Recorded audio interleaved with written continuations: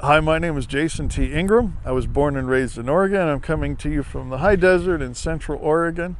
I have a video that I uploaded about men and mental health in rural America, and it's almost a half an hour, and I go into detail about what it's like to have an unreached, at-risk demographic that I think we need a lot of ideas, a lot of creativity, and not just throwing money like we like to do a lot of times in educated and urban circles. It's interesting how one of the most unreached populations, one of the most at-risk populations, is rural American men. And I've spent a lot of times in rural America, even though I was raised in an urban setting, and I've had a lot of access to mental health. Most of it's been pretty inadequate.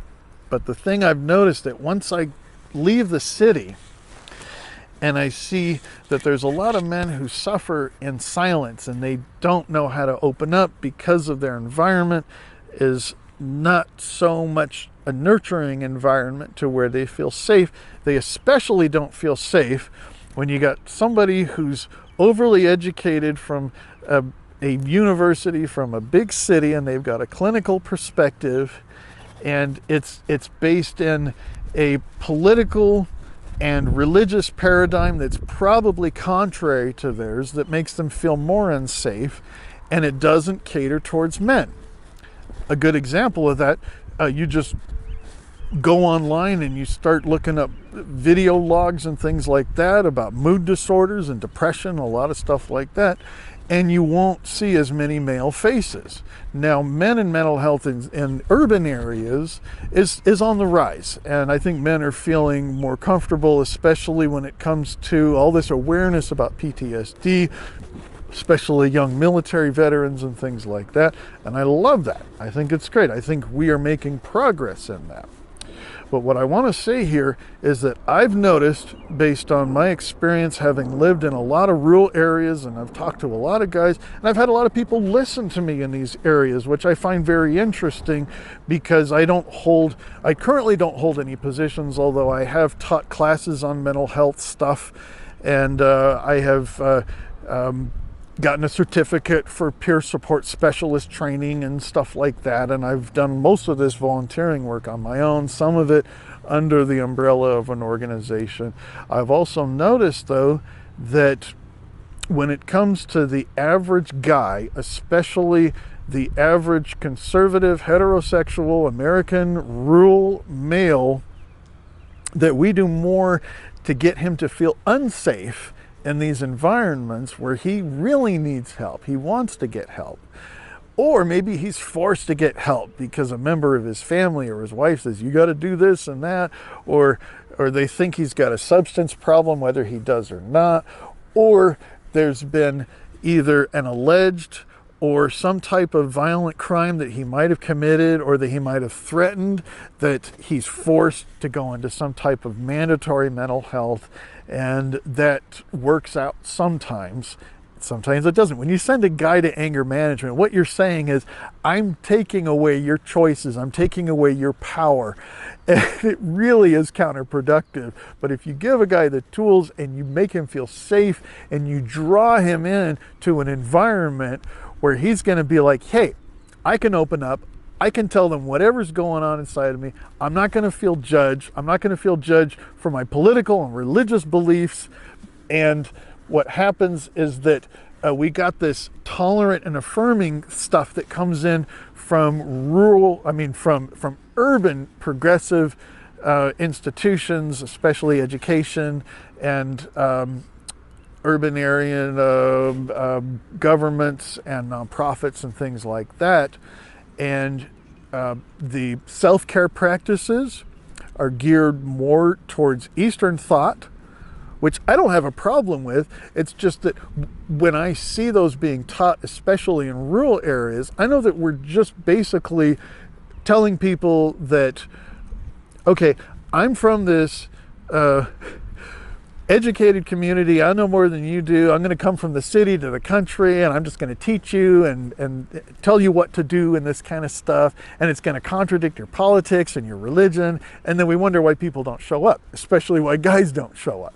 So if you watch my 30-minute video, I go into depth about how mental health should be accessible. It should be close by. They should find ways to get it in every area, so they don't have to drive for more than an hour a week, or 2 hours rather, both ways, in order to get the help they need. Because if they're suffering a lot, they might not be motivated enough, no matter how much they're suffering, to drive that far. They might not have the time, or that might be really stressful for them.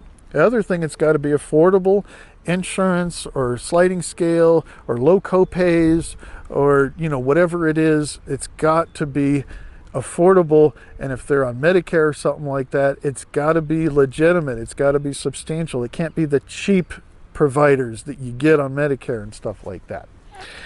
And the thing is that it has to affirm all people. So if you put a rainbow flag and you say this is safe for sexual minorities, there's a lot of people that feel like, okay, but what about heterosexuals? If I have a certain view about certain types of people, and if I express that, am I going to feel judged for that? And so what we do is we make certain people feel safe, and we eliminate a lot of other people. And so we need to consider the fact that men are a very important demographic that have a harder time receiving and, of course, seeking out mental health care. I believe that we can find ways to draw men out, especially those who are prone to violent crime and those who haven't even committed a crime yet. We can draw them out, and I would love to be able to share more publicly and in different environments like this when I travel to these areas. Because it's funny how people listen to me that wouldn't necessarily listen to an educated person. And based on my experience and the kind of trauma that I've survived, the kind of healing that I've done, and the fact that I have no record of violent crime, which is an absolute miracle considering what is going on inside of me, I think that that is an important story that needs to be told, that I think a lot of guys can relate to and be encouraged and say, hey, I don't need to go to substance abuse, I don't need to go to violent crime, and I don't need to go to these other avenues in order to express my rage. Here's the thing, is that one thing about expressing rage is you can express rage, just not on yourself and not on people or animals. No living things should be able to experience the wrath of your rage. But there are ways to express it creatively, where you can heal and where you can recover, and you can have your firearms and not have somebody take them away, which is another big deal, because rural Americans have more access to firearms, as far as I can tell in my experience, and I think statistically it's the same thing, than folks in urban areas or suburban areas and stuff like that too. So mental health needs to be accessible, affordable, also needs to be legitimate. I don't have a problem with pastoral care, just as long as they know that they are doing the work of what licensed, trained professionals are supposed to be doing. And I think they should really acknowledge that as well. Another person that seems to end up doing the work of mental health, and I didn't say this in my long video, but bartenders. Because you're in a really small town, there's a little church and a little bar, and there's nowhere to express your feelings at home, then people are going to open up in different environments like that. And I would like to see a lot of little mental health centers that cater towards men, especially that have the sort of the common views, the common experiences that rural American men deal with, to make them feel safe. And they need to find different ways of dealing with mandatory reporters, so guys can not feel so threatened if they're talking about some things that are really hard to talk about that's going on inside of them.